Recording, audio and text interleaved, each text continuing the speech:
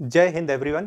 तो आज हम लोग बात करेंगे कि प्रोटीन सॉर्टिंग में कैसे प्रोटीन सिक्रीट होती है सेल के बाहर।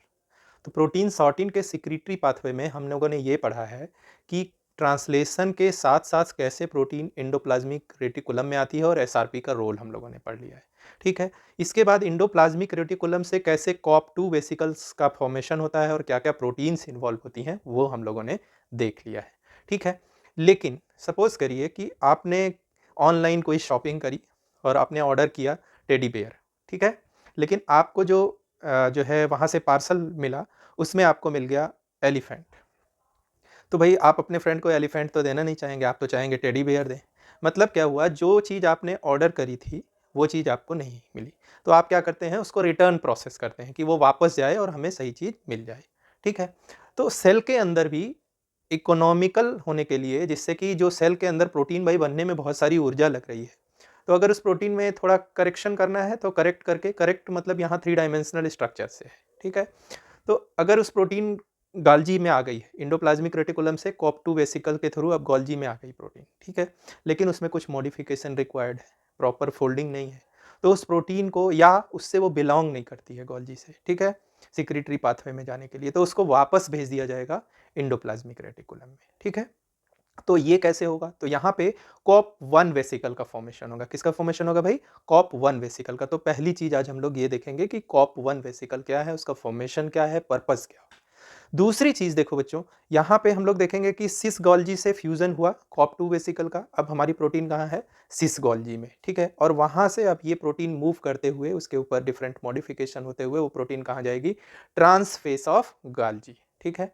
जब वो ट्रांसफेस ऑफ गोल्गी पहुंचेगी तो वहां पे क्या होगा, वहां से फिर एक वेसिकल का फॉर्मेशन होगा और वो वेसिकल जा करके उस सेल के अंदर, सेल मेम्ब्रेन के पास एक्यूमुलेट हो जाएगी। लेकिन ये वेसिकल तुरंत फ्यूज नहीं कर जाएगी मेम्ब्रेन से, है ना। There are certain signals required. तो ये जो वेसिकल बनती है, क्लैथरीन कोटेड वेसिकल, जो ट्रांसफेस ऑफ गोल्जी से बनती है, ये सेल मेम्ब्रेन के पास जाती है और पहले इसकी डॉकिंग होती है, मतलब वो जाके सेल मेम्ब्रेन के पास जस्ट स्टिक करती है। इसके बाद तब उसका फ्यूजन होता है मेम्ब्रेन के साथ। तो डॉकिंग और फ्यूजन, ये प्रोसेस भी हम लोग इस लेक्चर में देखेंगे। उसके अलावा हम देखेंगे कि जो ये डॉकिंग और फ्यूजन हो रहा है, उसको एक यूकैरियोटिक प्रोटीन इंसुलिन है, उसके केस में देखेंगे कि स्पेसिफिकली ये कैसे होता है। तो आइए शुरू करते हैं कि कैसे जो है आपका कॉप1 वेसिकल का फॉर्मेशन। हम लोगों ने अभी तक देखा था कि ये आपका आर का ल्यूमेन है, रफ एंडोप्लाज्मिक रेटिकुलम का ल्यूमेन है, और वहाँ से कॉप2 वेसिकल का फॉर्मेशन हो रहा है। ठीक है। अब यहाँ ये ध्यान देना है कि ये जो प्रोटीन है, उसके एन टर्मिनल पे तो सिग्नल पेप्टाइड था, लेकिन जो उसका सी टर्मिनल होगा, इस प्रोटीन का जो सी टर्मिनल होगा, है ना, वहाँ पे एक सीक्वेंस पाया जाता है जिसको बोलते हैं केडल सीक्वेंस। क्या बोलते हैं भाई? Cradle sequence. ये केडल क्या है? यहाँ ये केडल रिप्रेजेंट किया गया है सिंगल लेटर ऑफ, जो लैंग्वेज है किसकी? Amino acid. तो के क्या है? लाइसिन है। डी क्या है? अस्पार्टेट है। ई क्या है? ग्लूटामेट है। और एल क्या है? ल्यूसीन है। तो यहाँ सबसे इंपॉर्टेंट है कि जो भी protein R E R lumen, ये क्या है भाई? आर ई आर ल्यूमेन है, उसके अंदर पाई जाती है, मतलब R E R resident protein है, रहने वाली है, उसके पास केडल सीक्वेंस पाया जाएगा। ठीक है। किस टर्मिनल पे? सी टर्मिनल पे। ठीक है। और उसका एक रिसेप्टर भी होता है ना, इसको बोलते हैं के डी ई एल रिसेप्टर, है ना, ये भी यहाँ पाया जाएगा। लेकिन यहाँ पे देखिए, ये जो केडल सीक्वेंस है, ये है ना, के डी ई एल, इसका कोई इंटरैक्शन उसके रिसेप्टर से नहीं होगा। अच्छा, ऐसा क्यों हो रहा है? अब ध्यान दीजिए, इसका पीएच डिफरेंट होगा, इसका पीएच गोल्जी के सिस फेस का डिफरेंट होगा।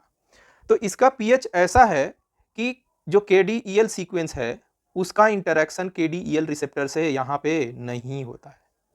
ठीक है। लेकिन ये प्रोटीन जब कॉप2 वेसिकल के थ्रू कहां जाएगी? सिस गोल्जी में। कहां जाएगी भाई? सिस गोल्जी। ये क्या है? सिस फेस ऑफ गोल्गी, है ना, सिस गोल्गी में जाएगी। तो उसके साथ साथ ये केडीईएल रिसेप्टर भी जाएंगे। कौन जाएगा भाई?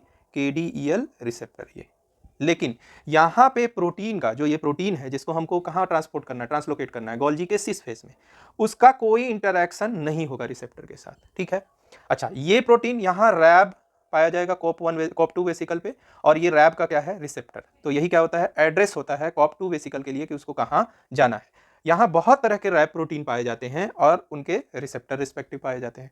तो जब रैब प्रोटीन यहाँ पे जो है उसी तरह का रिसेप्टर यहाँ होगा, तब तो ये वेसिकल कॉप2 जाके इस वेसिकल इस गोल्जी से फ्यूज करेगी। ठीक है, तो आप जानते हैं कि यहाँ रैब प्रोटीन एड्रेस का काम कर रहा है, न कि सिग्नल पेप्टाइड। ठीक है, तो अब ये प्रोटीन यहाँ इस कॉप2 वेसिकल का जब इसके साथ फ्यूजन होगा, ऑब्वियसली इसके साथ जो है दो प्रोटीन्स और इन्वॉल्व होंगी, वी स्नेयर और टी स्नेयर। तो उनके कॉन्ट्रैक्शन की वजह से क्या होगा, ये वेसिकल इससे फ्यूज हो जाएगी और ये देखिए प्रोटीन की डिलीवरी हो गई इसी स्पेस। लेकिन ये जो प्रोटीन है जिसकी डिलीवरी हुई है, ये प्रोटीन मिसफोल्डेड है या ये प्रोटीन सिक्रिटरी प्रोटीन नहीं है, तो इस प्रोटीन को वापस भेज दिया जाएगा, है ना, वापस भेज दिया जाएगा। अब यहाँ वापस भेजने की प्रक्रिया कैसे होगी भाई, तो यहाँ देखिए, जब यहाँ पे प्रोटीन प्रेजेंट है, कहाँ, सिस फेस ऑफ गाल्जी, सिस का जो गोल्जी का ल्यूमेन है, यहाँ पे ये जो KDEL रिसेप्टर है, ये क्या है भाई, KDEL रिसेप्टर, है ना। जब तक ये रिसेप्टर कहाँ था, ER में, तो इसका KDEL से कोई इंटरेक्शन नहीं होता था। लेकिन अभी क्या है कि ये प्रोटीन कहाँ पे प्रेजेंट है भाई, गोल्गी में। तो गोल्गी में यहाँ KDEL जो सीक्वेंस होगा उसके साथ इंटरेक्शन होगा KDEL रिसेप्टर का। ठीक है, ये जो कार्गो प्रोटीन है उसके ऊपर जो ये KDEL सीक्वेंस है उसका इंटरेक्शन किससे होगा, रिसेप्टर से, है ना। अब ये इससे बाइंड कर जाएगा। Then there will be formation of कॉप1 वेसिकल। किसका फॉर्मेशन होगा भाई, कॉप1 वेसिकल का। और ये कॉप1 प्रोटीन का इसके सरफेस पे यो होगा। अगेन जैसे यहाँ रैब प्रोटीन था वैसे ही यहाँ पे भी रैब प्रोटीन होगा और यहाँ पे उसका रिसेप्टर होगा, किसके ऊपर, ER के ऊपर। और ये कॉप1 वेसिकल आकर के इससे फ्यूज कर जाएगा और पुनः ये प्रोटीन कहाँ पहुंच जाएगी भाई, रफ इंडोप्लाज्मिक रेटिकुलम के ल्यूमेन में। तो एक तो ये चीज हो गई कि कैसे प्रोटीन को फिर से भेजा जाता है इंडोप्लाज्मिक रेटिकुलम में, रफ इंडोप्लाज्मिक रेटिकुलम में थ्रू कॉप1 वेसिकल। अब ध्यान दीजिए, यहाँ एक और सीक्वेंस होता है जिसे बोलते हैं KDXS सीक्वेंस। अब यहाँ K का मतलब तो लाइसिन होता है, आप जानते हैं। तो दो लाइसिन और उसके बाद कोई भी अमीनो एसिड हो सकता है। XX का मतलब कोई भी अमीनो एक्सेस है। ये किसके लिए सीक्वेंस होता है, तो देखिए भाई, जो यहाँ से जितनी भी प्रोटीन कॉप1 वेसिकल के साथ गई हैं, है ना, कॉप2 वेसिकल के साथ, चाहे वो रिसेप्टर हो, वी स्नेयर हो, रैब हो, है ना, या SAR1 प्रोटीन हो, वो प्रोटीन को वापस आना होगा यहाँ, है ना। जैसे कोई ट्रक यहाँ से निकला सामान लेके, तो यहाँ सामान दे करके उसको वापस आना पड़ेगा कि नहीं, बिल्कुल आना पड़ेगा, तभी तो वो दूसरी बार सामान ले जाएगा। तो उसी तरह कॉप1 वेसिकल के साथ जो भी प्रोटीन यहाँ गई है, कहाँ, सिस गोल्जी के पास, वो भी वापस आएंगी। तो उनके पास कौन सा सीक्वेंस होता है, KKXX सीक्वेंस होता है, जिसकी वजह से वो कॉप1 वेसिकल के द्वारा कहाँ चली जाती हैं, रफ इंडोप्लाज्मिक रेटिकुलम के मेम्ब्रेन का पार्ट बन जाती हैं। तो देखिए भाई, जो ये एंटेरोगेट, ये क्या था, एंटेरोगेट, एंटीरियर साइड में जा रहा है रफ इंडोप्लाज्मिक रेटिकुलम से सिस गोल्जी, इसको बोलते हैं एंटेरोगेट ट्रांसलोकेशन। जबकि ये बैक जो आ रहा है उसको बोलते हैं रिट्रोग्रेड ट्रांसलोकेशन। इसका दो पर्पज है, एक तो जो मिसफोल्डेड प्रोटीन है या उससे बिलोंग नहीं करती है उसको KDEL सीक्वेंस और KDEL रिसेप्टर के इंटरेक्शन द्वारा वापस भेज दिया जाएगा। दूसरा क्या है, जो भी प्रोटीन इस कॉप2 वेसिकल के साथ गई हैं उनको वापस आना पड़ेगा, क्योंकि जो भी ले गया है कार्गो के साथ, कार्गो प्रोटीन को, उसके बाद उस पूरे सिस्टम को फिर से कहाँ डिलीवर करना होगा, रफ इंडोप्लाज्मिक रेटिकुलम, तभी ये प्रोसेस। अब यहाँ देखिए, अगर ये प्रोसेस जो है नॉर्मली चल रहा है और जो प्रोटीन यहाँ पहुंची है सिस गोल्जी में वो प्रॉपरली फोल्डेड है, जो भी मॉडिफिकेशंस हैं वो प्रॉपरली हो गए हैं, तो वो प्रोटीन फर्दर मूव करती है कहाँ, ट्रांसफेस ऑफ गोल्जी। ठीक है, ट्रांसफेस पे मूव करेगी और वहां से वेसिकल्स का फॉर्मेशन होता है। वहां से किसका फॉर्मेशन होगा भाई, वेसिकल्स का फॉर्मेशन होगा। ठीक है, अब यहाँ ध्यान देने की ये बात है, जैसे ही वेसिकल का फॉर्मेशन शुरू होता है तो यहाँ पे एक प्रोटीन है जो आके इसके सरफेस पे इकट्ठा हो जाती है ना। उसके साथ साथ जो कार्गो के रिसेप्टर थे, है ना, ये देखिए एक प्रोटीन है यहाँ, इसको बोलते हैं adapter protein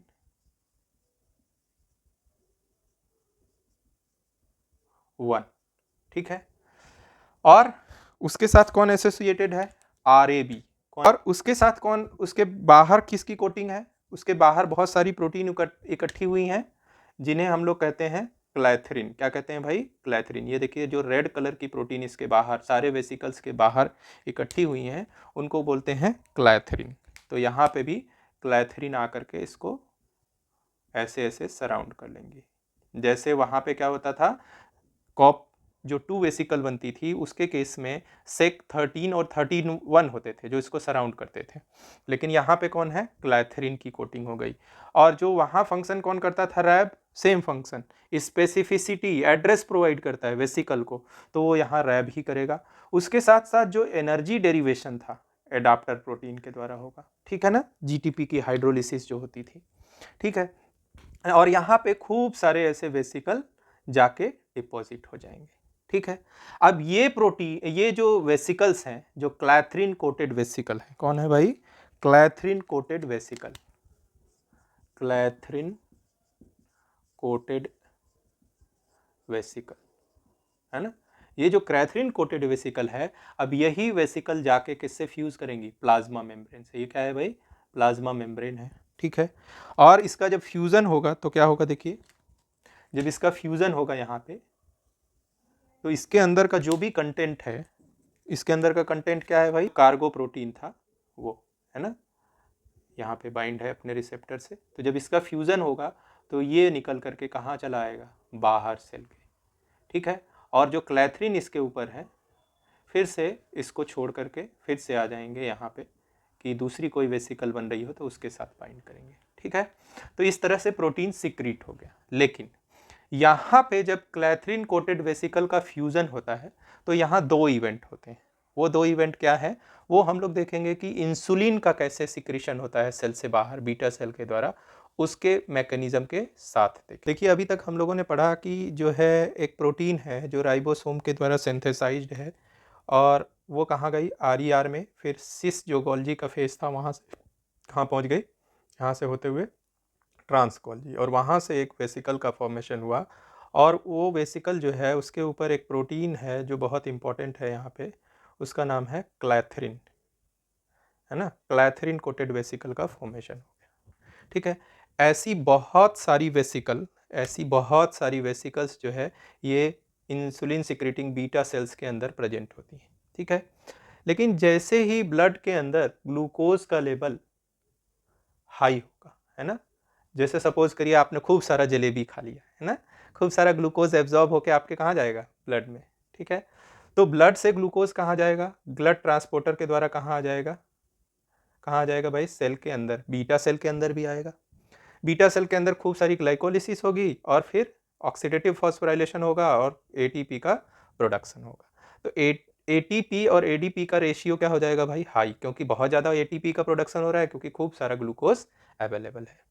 now beta cell sense करती है कि नहीं भाई, अब तो ब्लड में बहुत ग्लूकोज अवेलेबल है, उसको एब्जॉर्ब किया जाना चाहिए, किसके द्वारा, लीवर के द्वारा और बहुत सारी मसल सेल्स के द्वारा, और उनके द्वारा इसको स्टोर किया जाना चाहिए, ठीक है। तो अब बीटा सेल्स को ये कैसे पता कि जो है इन क्लैथरीन कोटेड वेसिकल के अंदर जो इंसुलिन है उसको यहाँ जाना है और इसके साथ फ्यूज करके और यहाँ पे जो है इंसुलिन बाहर जो है सिक्रीट करना है, ठीक है। ये कैसे पता चलेगा, तो देखिए, जैसे ही बीटा सेल के अंदर एटीपी का प्रोडक्शन बहुत ज़्यादा होगा तो उससे एक sensitive ATP gated potassium channel पाया जाता है जो जनरली लीक करता रहता है और उसकी वजह से पोटेशियम बाहर जाता रहता है, ठीक है। लेकिन जैसे ही एटीपी हाई होगा, है ना, क्योंकि एटीपी क्या करता है, इस चैनल को ब्लॉक कर देगा, इस चैनल को क्या कर देगा भाई, ब्लॉक कर देगा। तो अब पोटेशियम बाहर जाएगा नहीं तो सेल की पोलैरिटी क्या होगी, खूब सारा पॉजिटिव आयन एक्यूमुलेट होने लगेगा। अब इस वोल्टेज चेंज की सेंसिटिव कौन सा है, कैल्शियम चैनल। ये क्या है, voltage gated calcium channel, voltage gated calcium channel, हम लोगों ने गेट चैनल्स पढ़े हुए, ठीक है। तो ये चैनल नॉर्मली क्या रहता है, क्लोज, लेकिन जैसे ही वोल्टेज चेंज होगा तो क्या होगा भाई, खूब सारा कैल्शियम बाहर से अंदर आएगा, है ना। और ये कैल्शियम की वजह से ये जो क्लैथरीन कोटेड वेसिकल है इसकी क्या होगी, डॉकिंग होगी। अब ये क्लैथरीन कोटेड वेसिकल कहाँ आएगी, प्लाज्मा मेम्ब्रेन के पास, और यहीं पे इसका फ्यूजन होगा, ठीक है। तो क्या क्या हुआ भाई, खूब सारा ग्लूकोज अवेलेबल है, ग्लाइकोलिसिस हुई, खूब सारा एटीपी प्रोड्यूस हुआ ऑक्सीडेटिव फॉस्फोराइलेशन से। इस एटीपी के हाई होने की वजह से एटीपी गेटेड पोटेशियम चैनल क्या हो गए, बंद हो गए, जिसकी वजह से सेल की पोलैरिटी क्या होने लगी, चेंज। और यहाँ पे कौन है, वोल्टेज गेटेड, मतलब वोल्टेज सेंसिटिव कैल्शियम चैनल है ना।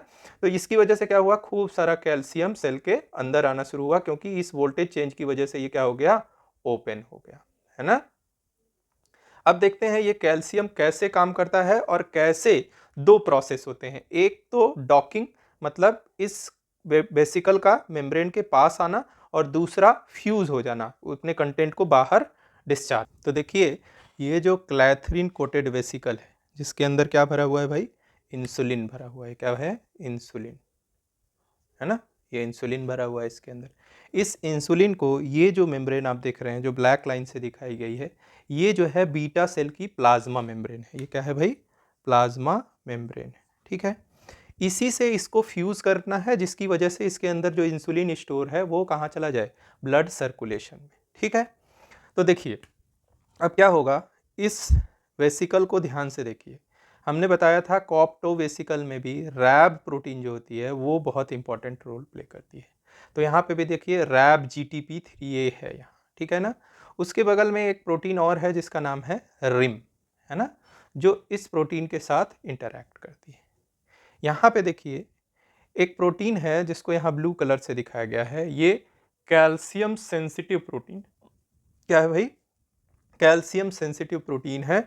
और जैसे ही कैल्शियम हाई होगा, ये एसोसिएशन शो करेगी कि इसके साथ, सिनेप्टोब्रेविन के साथ, और उनका एक और पार्टनर है जिसका नाम है सिंटैक्सिन। क्या नाम है भाई, सिंटैक्सिन। और इन लोगों को तो आप जानते ही हैं, वी स्नेयर और टी स्नेयर, है ना, कि जब इनका इंटरेक्शन होगा तो क्या होगा भाई, ये एक दूसरे को पुल करेंगे, जिसकी वजह से वेसिकल का फ्यूजन होता है। तो ये एक जनरल पुलिंग फैक्टर है ना, जो वेसिकल को टारगेट के साथ फ्यूज करते हैं, ठीक है। अच्छा, एक और प्रोटीन है स्नैप 25, ये भी जो है इस वेसिकल के फ्यूजन में हेल्प करेगी। तो आइए अब देखते हैं कि जब कैल्शियम का लेवल, किसका लेवल हाई होगा भाई, कैल्शियम, खूब सारा कैल्शियम अगर सेल के अंदर आने लगेगा, क्यों आने लगेगा ये हम लोगों ने डिस्कस कर लिया है, ठीक है। खूब सारा कैल्शियम अब सेल के अंदर आ रहा है। तो जब खूब सारा कैल्शियम सेल के अंदर आएगा, तो ये अंदर आने की प्रक्रिया कैसे होगी, यहाँ रैब जो है रिम के साथ एसोसिएट करेगा, जो कैल्शियम सेंसिटिव चैनल है उसको क्या करेगा, ओपन रखने में हेल्प करेगा। और जैसे ही कैल्शियम का लेवल खूब ज़्यादा हो जाएगा इस सेल के अंदर, तो ये जो सिनेप्टोटैगमिन है और सिनेप्टोब्रेविन, तो पहले सबसे पहले सिनेप्टोब्रेविन का इंटरेक्शन किसके साथ शुरू हो जाएगा, सिंटैक्सिन के साथ। मतलब इस वेसिकल को कहाँ पे लाया जाएगा, प्लाज्मा मेम्ब्रेन के पास ले आया जाएगा और इसको यहाँ पे होल्ड किया जाएगा। इस प्रोसेस को क्या कहते हैं भाई, डॉकिंग। क्या कहते हैं, डॉकिंग।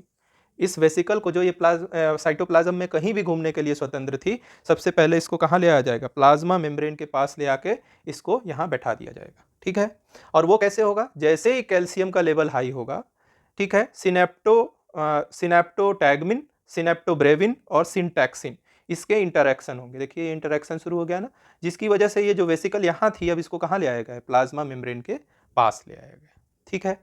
अच्छा, इसके बाद क्या होगा, और खूब सारा कैल्शियम अंदर आ रहा है ना, क्योंकि वोल्टेज जो है वो चेंज हो चुका है साइट प्लाज्मा मेम्ब्रेन का। तो जब खूब सारा कैल्शियम अंदर आएगा, तो इनके बीच का जो एसोसिएशन है सिनेप्टोटैगमिन, सिनेप्टोब्रेविन और सिंटैक्सिन, ये तो हाई होगा ही, उसके साथ साथ वी स्नेयर और टी स्नेयर, इनके बीच में भी इंटरैक्शन होगा, है ना। और धीरे धीरे ये जो वेसिकल है वो पूरी तरह से कहाँ डॉक हो जाएगी, प्लाज्मा मेम्ब्रेन के साथ। अब ये इसको छोड़ के नहीं जा सकती। फर्दर क्या होगा, इसका फ्यूजन हो जाएगा किससे, प्लाज्मा मेम्ब्रेन से, और इस तरह से क्या रिलीज हो जाएगा, इंसुलिन, कहाँ पे, ब्लड में चला जाएगा। ये आपको बात समझ में आई। तो सबसे पहले डॉकिंग हुई, डॉकिंग के बाद इसके अंदर जो भी इंसुलिन था वो रिलीज कर दिया गया सेल के बाहर। ये कौन सी सेल है, बीटा सेल, ठीक है।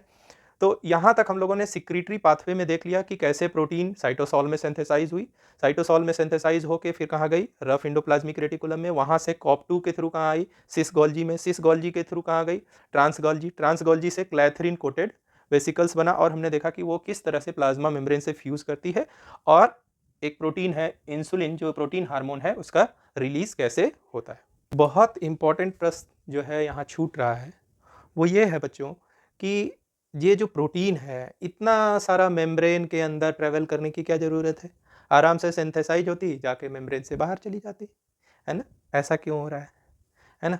तो देखिए कोई भी चीज़ बनती है तो उसकी एक प्रक्रिया होती है, उसमें छोटी छोटी चीज़ें ऐड की जाती हैं। जैसे टेडी बियर ही बन रहा है, ठीक है, कॉटन है, कपड़े को सिलने वाला कोई और प्लेस है जहाँ उसको सिला जा रहा है, फिर उसके जो लेग्स हैं उनको ऐड किया जा रहा है, फिर उनके ईयर्स को लगाया जा रहा है, फिर आईज़ को लगाया जा रहा है ना?